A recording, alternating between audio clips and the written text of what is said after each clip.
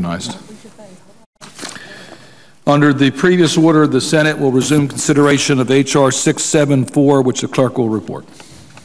Counter number 212, H.R. 674, an act to amend the Internal Revenue Code of 1986 and so forth and for other purposes. Mr. President, I call up my amendment number 928. The clerk will report.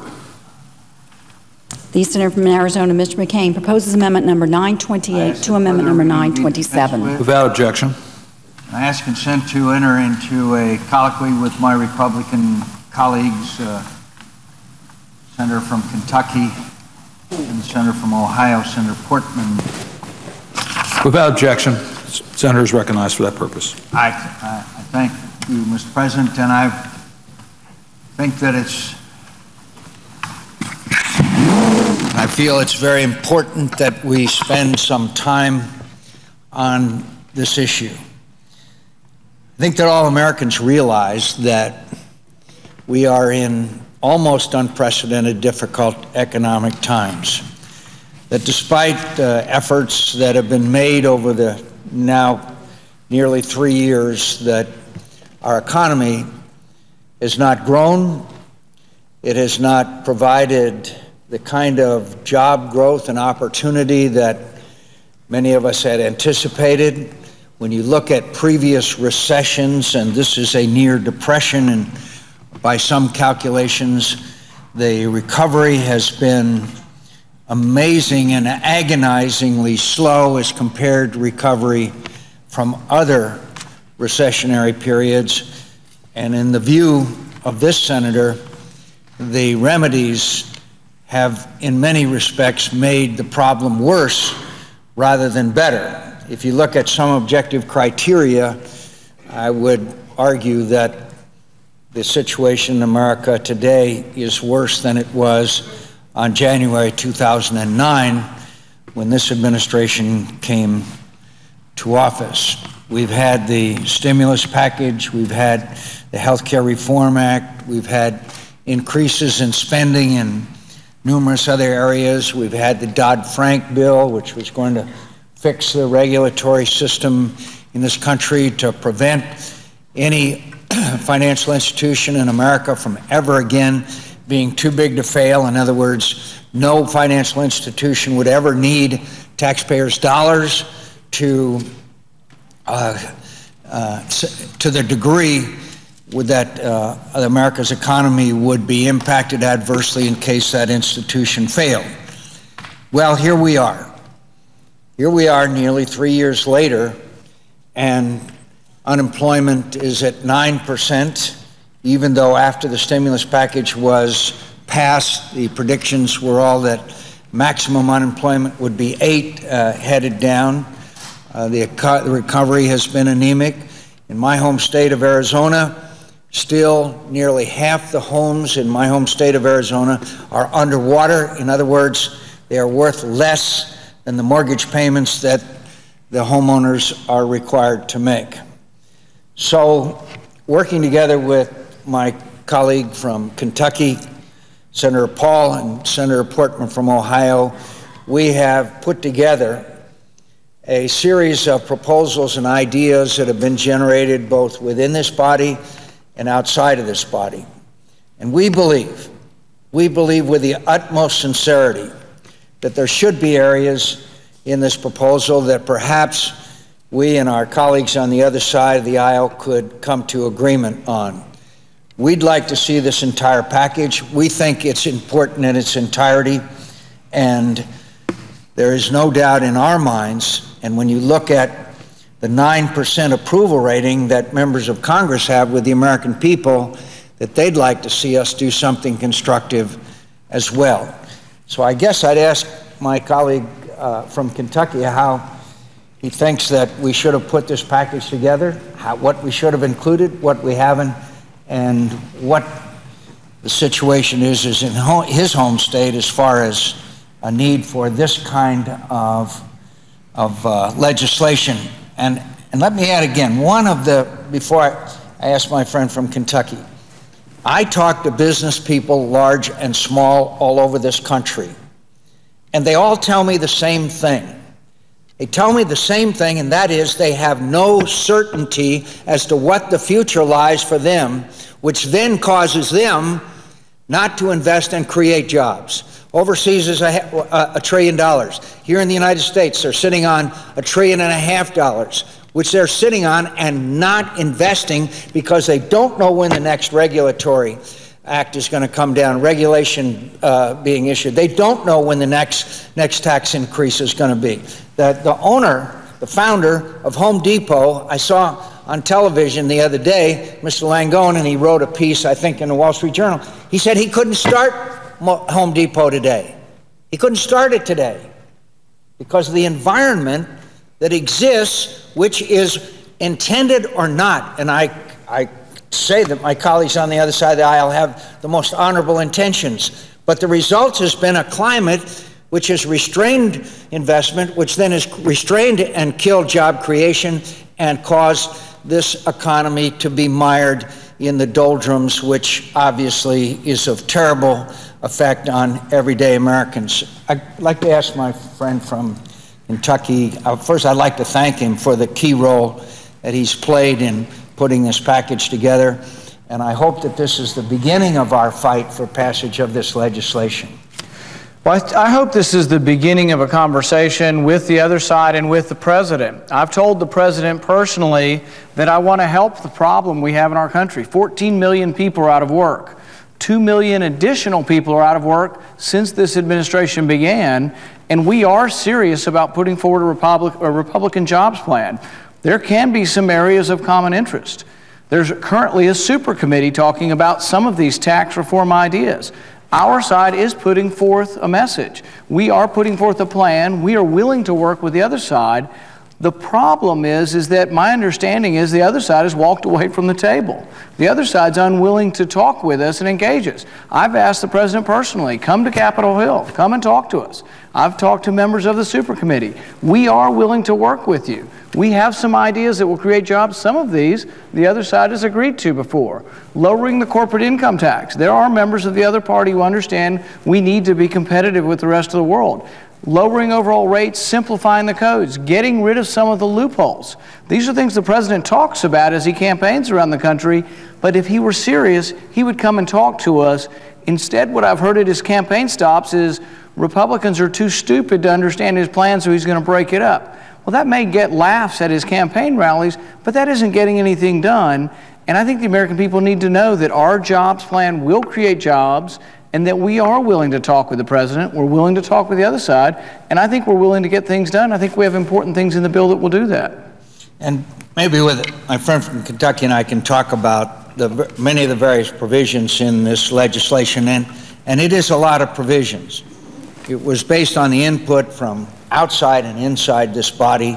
And it also, by the way, is closely mirrored by legislation which has already passed the House of Representatives as well. But we lead off with the requirement for a balanced budget amendment to the Constitution. I was here many years ago when the balanced budget amendment failed by one vote. When you ask the American people if the government should not and the Congress shouldn't live under the same constraints that they have, they are in total support. I've seen polls, and I wonder if my friend from Kentucky has, that shows 80–90% of the American people support, when informed, what a balanced budget amendment is, the Constitution. And at least we ought to put that up for a vote of this body. Yeah, routinely, decade after decade, polls show that 75–80% or more of America supports a balanced budget amendment. We need it because we've shown ourselves to be fiscally irresponsible. Through the years, we've had Graham-Rudman-Hollings, we've had all these different restraints, but then we disobey our own rules. We say, oh, it's an emergency, but all of a sudden, all the routine spending becomes emergencies, and we evade the rules. The debt gets bigger and bigger. You know, those on the Debt Commission have said the most predictable crisis in our history is a coming debt crisis in this country. They're seeing it in Europe. But we need to be serious in our country and fix these problems before we get to a crisis situation. That's what our Republican jobs plan does. It addresses it. Balanced budget amendment, tax reform, regulatory moratorium. We can't keep on new regulations that put it at a competitive disadvantage with the rest of the world. And could I go back a second to a point that the senator from Kentucky made? Congress cannot bind future Congresses. I was here at the time of Graham-Rudman-Hollings. Graham-Rudman-Hollings was one of the most strict budgetary requirements ever passed by this body. It required automatic spending cuts in the event that budgets were exceeded and that excess spending was obviously taking place. But Congresses cannot bind future Congresses. So over time, over a very short period of time, the restraints imposed on spending by Graham-Rudman-Hollings went into the mist, and we went back to business as usual. I would be very candid with my colleague. There are people who have legitimate concerns about a balanced budget amendment and what it would take to get there, and the draconian measures that may be entailed. But what's the alternative? What is the alternative? Mortgaging our children and our grandchildren's future? I believe it's $44,000 debt for every man, woman, and child in America. So why don't we in this body have a discussion and a debate over a balanced budget amendment to the Constitution and find out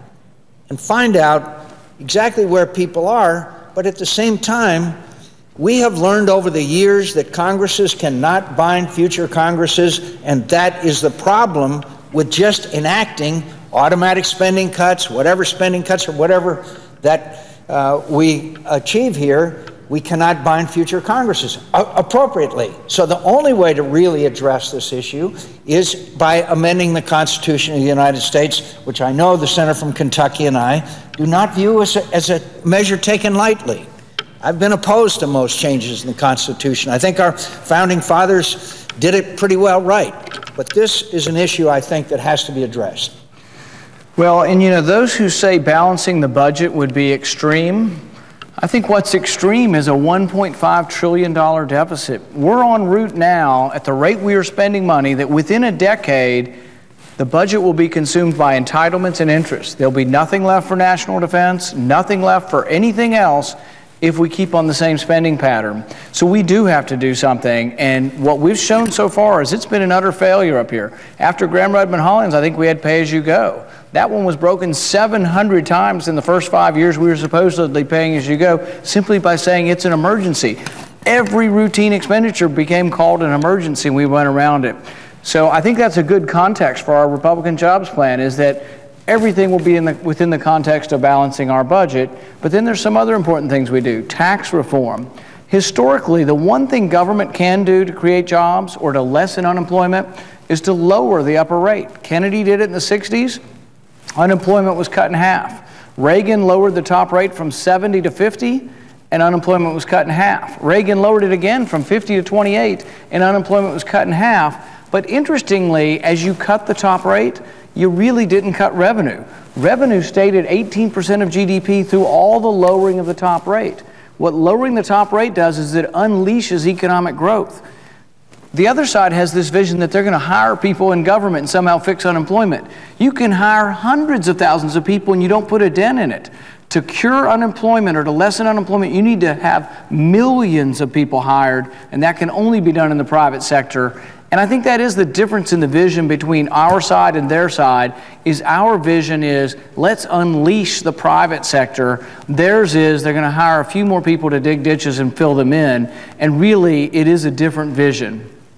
And isn't it a fact that Americans are very unhappy because of the economic conditions that we find ourselves, but they're also very unhappy because they perceive an inequity and inequality in our economy today. In other words, they see financial institutions on Wall Street making record profits and paying record bonuses. They see corporations that are large, that pay no income taxes, none, zero. And they see that, and they see themselves paying their taxes, if least of which may be withholding taxes, or sales taxes, or whatever taxes that they're still paying. So it seems to me that tax reform would address these inequities, because over the years, and I know the senator from Ohio knows this better than anybody in his previous incarnation as the head of the Office of Management and Budget, Over the years, we have carved out loophole after loophole, a better special deal, and it is a damning indictment, the Congress of the United States and the administration, that we let it happen. But it is what it is.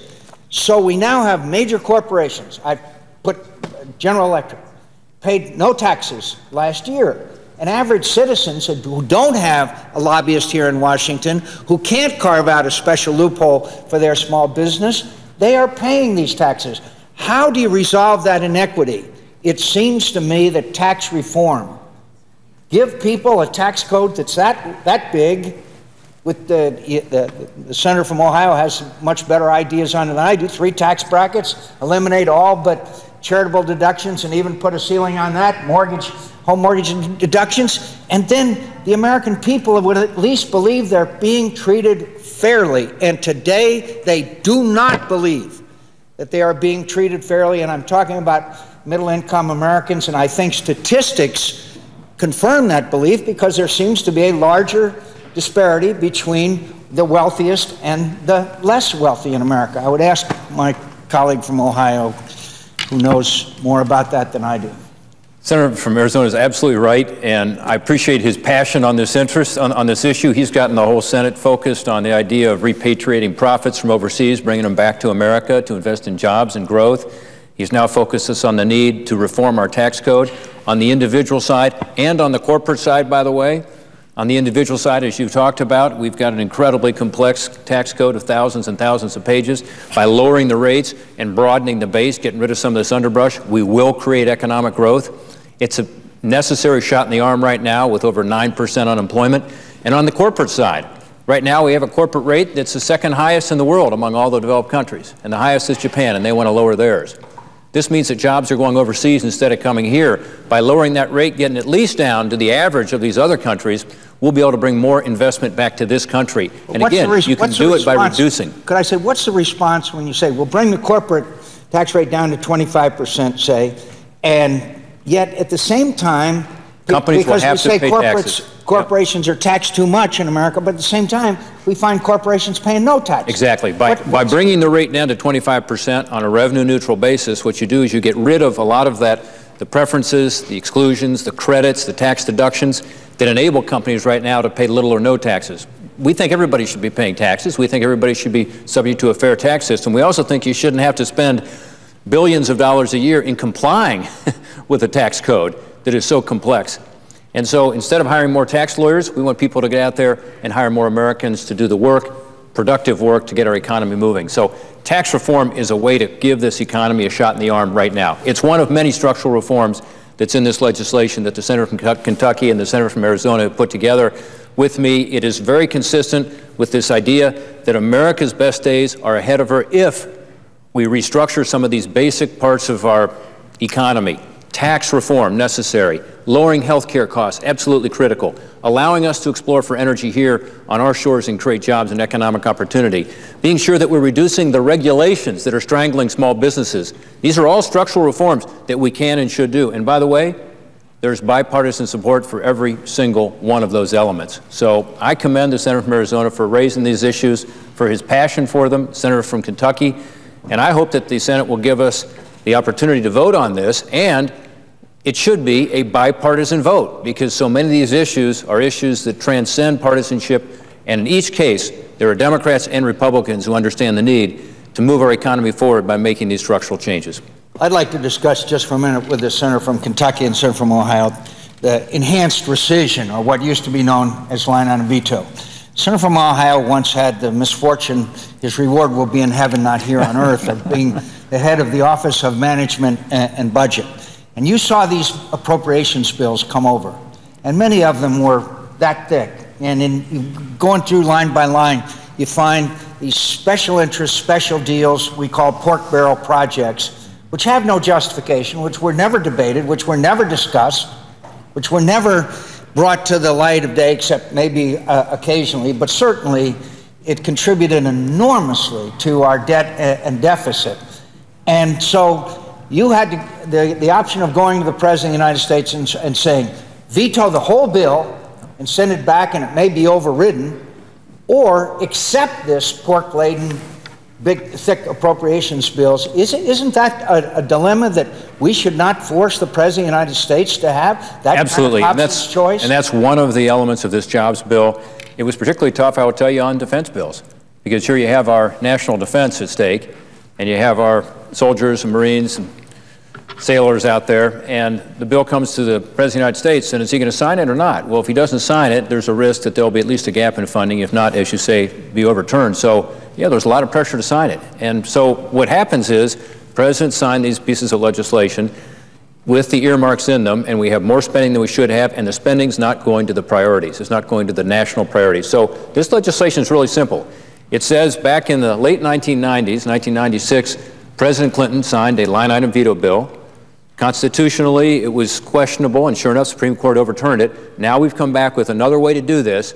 It's called enhanced rescission, but it's basically a legislative line-item veto, where Congress would have the right to be able to review what the President rescinded.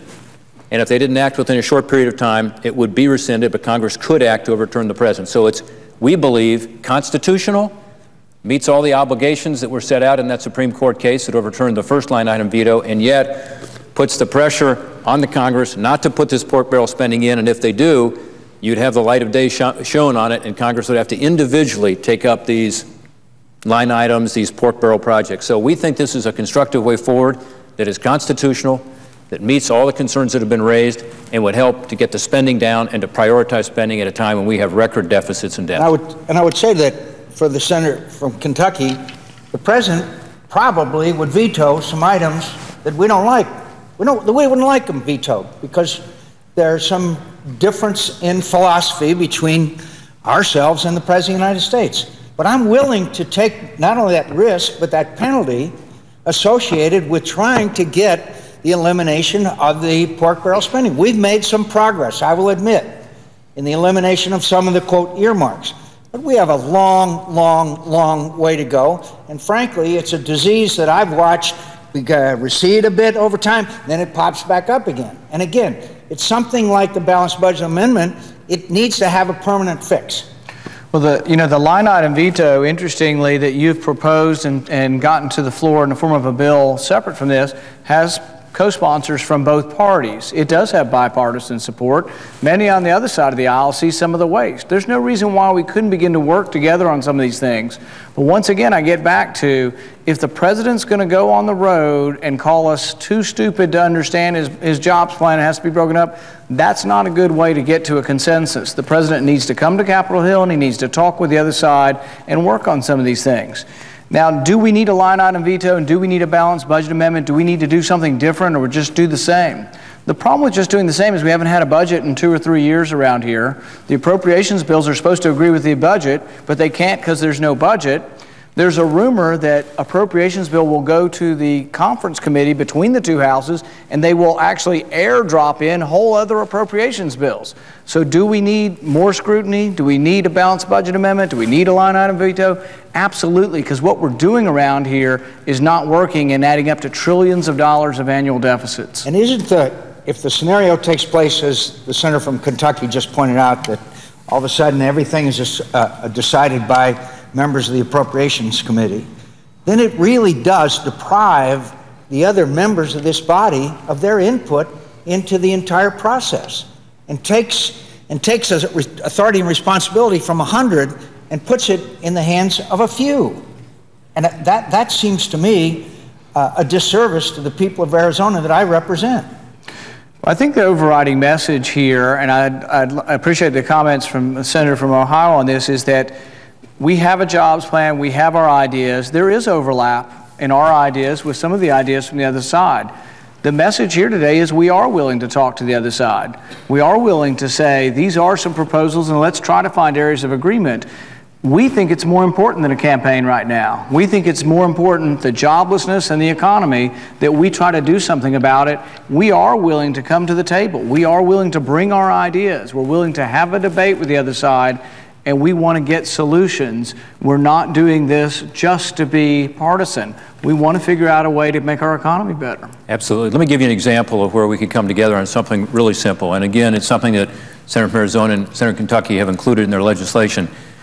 Everybody knows that the federal regulators are putting more and more pressure on small businesses all around the country. We hear it every time we go home. I can't think of a time I've been home at a plant tour where somebody hasn't raised with me a federal regulation that is causing them difficulty because it's increasing the cost of hiring somebody. At a time of over 9% unemployment, we've got to do everything we can to get this economy moving, and one is to lessen that regulatory burden, make sure it's smart. So one of the pieces of legislation that we're promoting is to say to the federal agencies, go through a cost-benefit analysis, including looking at what the impact is going to be on jobs. Now, who could be against that? And that needs to be done not just in the so-called executive branch agencies, but also in the independent agencies, which are not subject to these current cost-benefit rules. So it's more cost-benefit rules, looking at jobs, but also making sure everybody has to comply with it. And then, when they come up with an idea for a regulation, make sure it's consistent with the policy of the elected representatives, because too often you see the regulators go off on their own and come up with ideas that they think might be good for the economy. Well, that's one reason you have, according to some statistics now, as much of a cost on the economy from regulations as from taxes. Finally, it says when you come up with something, it has to be the least burdensome alternative. Now, if the EPA had done this, for instance, in some of the legislation now you're concerned about, Senator from Kentucky, they would not be able to come up with huge new costs on business because they would have to come up with a cost-effective way to meet the policies set out by Congress. They don't have to do that now. Who could be against that? So these are specific items that are within this bigger project here of getting America back on track, increasing our jobs, dealing with the fact that America's competitiveness is at risk, that are common sense, bipartisan ideas everyone should be able to agree with. So I, again, encourage the Senate to allow us to have a vote on this. Let's encourage a full debate, both sides of the aisle. Let's have a bipartisan vote on it. Let's show the people who, after all, we're elected here to represent, that we can come together as Republicans and Democrats and deal with the real problems facing our economy. I see the senator from Washington is here, and I don't want to encroach on her time. I'd just like to say that we're going to spend a lot more time today on this issue and this proposal. The American people want change in Washington. They want us to address the concerns and problems that they face, and we believe that we have a great blueprint for moving forward in that direction. And as my friend from Ohio and Kentucky have said, we are eager to sit down with our colleagues on the other side of the aisle and discuss at least some of these which we think we could come to agreement on. Maybe our approval rating, if we did so, could climb back up into double digits. I yield the floor. President. The senator from Washington. Thank you, Mr. President. Mr. President,